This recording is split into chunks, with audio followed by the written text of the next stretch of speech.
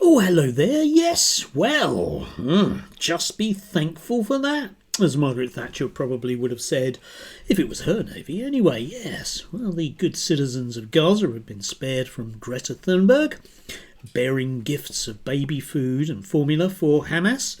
Thank God that won't get through. Yeah, the glory days of the Israeli Navy do seem to be a long way behind them. They did pretty well during the Yom Kippur War, but these days it just tends to be sort of blowing people up at sea, which is actually piracy in international law. Still, I'm sure that's okay. Most moral army in the world. But the British media's coverage of this did go down its usual kind of routes. I mean, the first one is that they can't get their head round that Greta Thunberg is now well into her 20s. They are still stuck with the idea that the average Harry Potter fan is 7, whereas the average Harry Potter fan, is about 30. And they certainly can't get their heads around somebody like me who's, old and fat and ugly and not reactionary.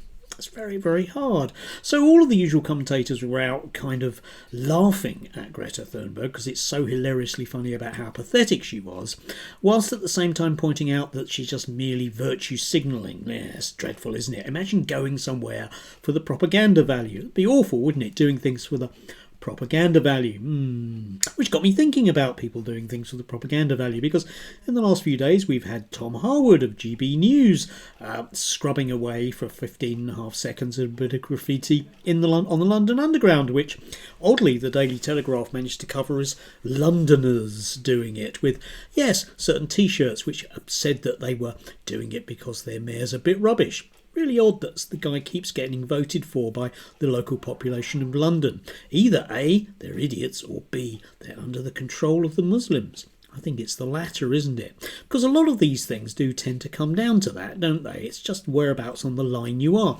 You can be, in favour of the good, decent people, not like Greta, or in favour of the very bad people, like Greta, like me, presumably, and quite a few others. Yes, and one might also think of Robert Jenrick, of course, who, spent anything upwards of half an hour with a camera crew accosting people on the Underground, apropos of nothing. Well, apropos of having a go at Sadiq Khan, because Sadiq Khan is the wrong colour, as well as the wrong political party, and even though he will probably carry on being mayor for quite a while, that isn't really allowed. Yes, you see, because Robert Jenrick and the team at GB News don't do performative stunts. No, of course they don't. They are talking about the real issues, which is graffiti and somebody jumping over a turnstile. Not like, the trivial stuff like Greta is, which is, genocide and famine.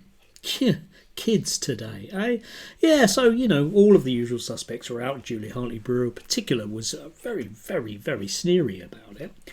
But this leads on to a sort of wider concept, because this kind of huge polarisation does run into the buffers somewhat. And I was reminded of Miss Snuffy, yes, head teacher of Michaela School, strictest head teacher, Catherine Bersingler, who's had an intriguing time on Twitter recently, because various people in her comments section have noticed that the majority of kids in her school aren't white, and tied in with various other shock horror from reform stories about certain schools in the north certainly having a minority of white students, if any at all.